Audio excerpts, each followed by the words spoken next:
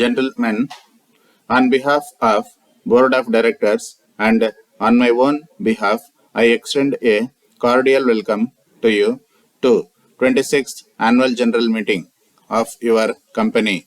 The year under review was one of major historical significance for Free India.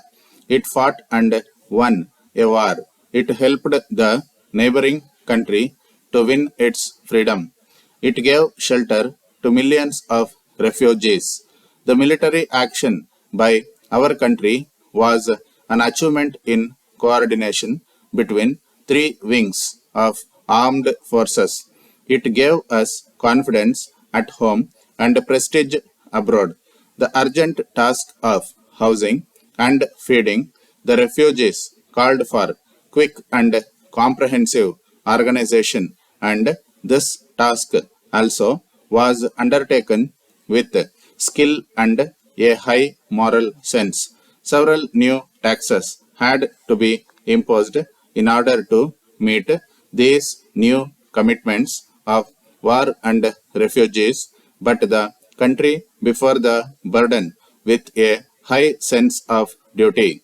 The great lesson of these events is that there exists in the government and the people a will to unite when occasion demands it.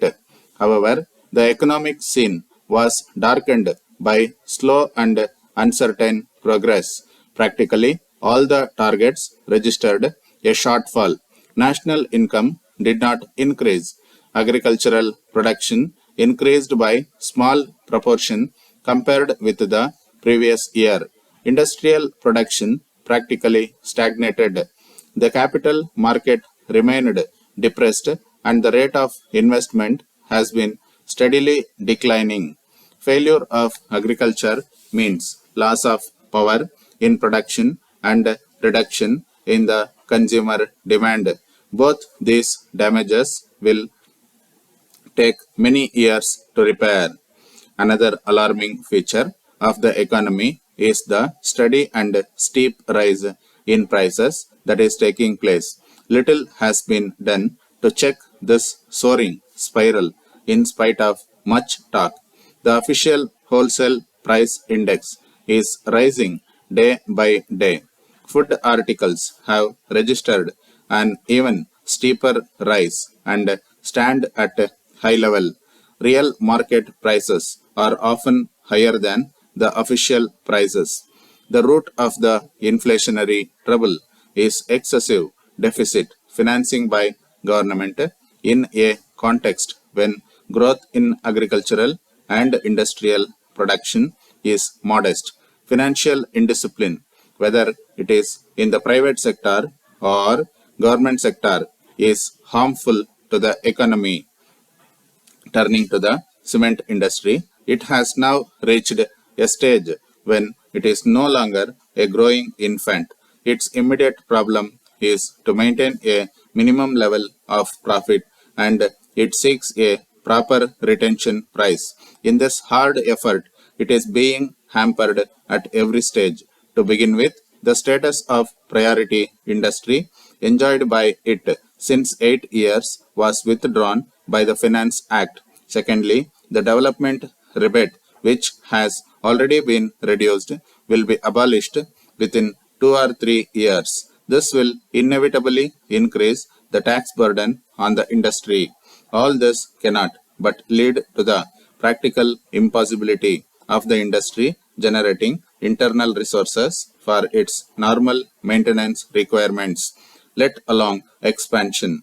The industry is therefore compelled to seek external assistance for expenditure, which under a more equitable system of taxation and economic stability would have enabled it to be left with a sufficient margin, thus reducing the costs entailed by borrowing.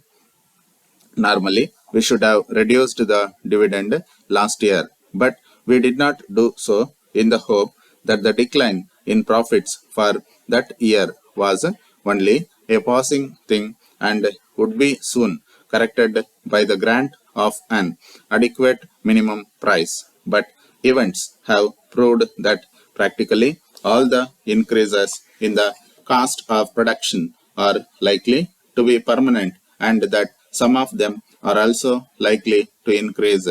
This applies with equal force to production costs due to increase in the price of raw materials and the cost of transport and to the heavy government taxation, but no increase in the retention price has been granted, and all that has happened is that the government have referred the question of the revision of cement price to the tariff commission.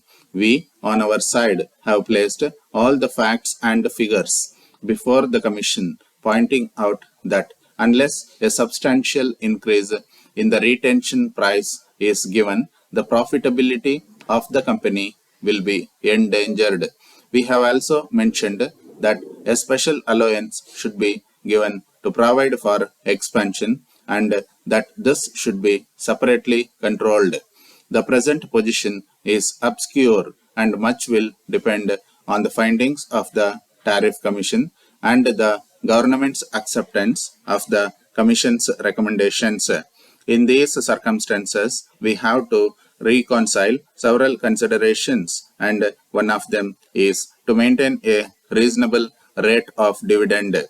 We are looking forward to an equitable recommendation from the tariff board, and the future of the industry depends on it. The relation with labor and staff at the factories and at the head office continues to be cordial as usual. On behalf of the management and on behalf of all of you, I take this opportunity to accord our thanks to all the employees of the company for their unstinted cooperation and hard work during the year. The company looks forward to their continued services and cooperation in the coming years. Dear sirs, we are in receipt of your letter of the 6th instant, together with the list of various goods consigned to you. We also acknowledge the receipt of the check for 400 rupees, for which we thank you. The amount covered by the check has been credited to your account. With regard to the last consignment of cotton, we cannot agree with the opinion expressed by you.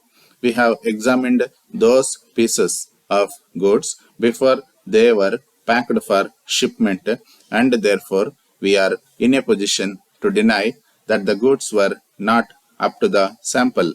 We cannot accept your statement that the shade of the cotton is lighter than that of the sample.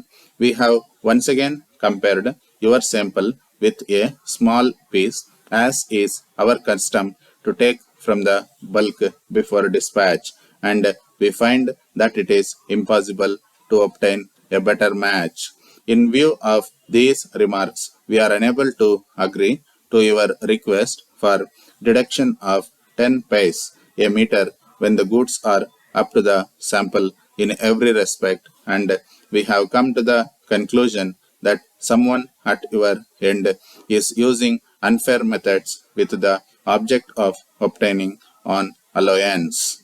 We do not, of course, know how you have dealt with this particular consignment, but it would appear that the goods were sent to your customers direct from the docks without being examined by you, and that the customers have been taking an unfair advantage of you.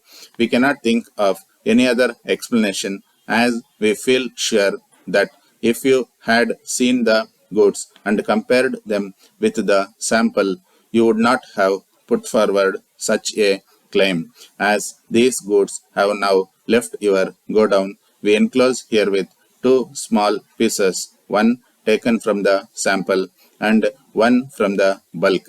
If the goods went direct to the customer, you will be able to take some action after comparing the enclosed pieces.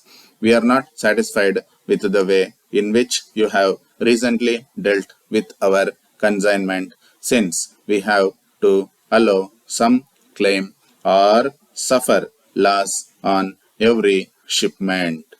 yours faithfully.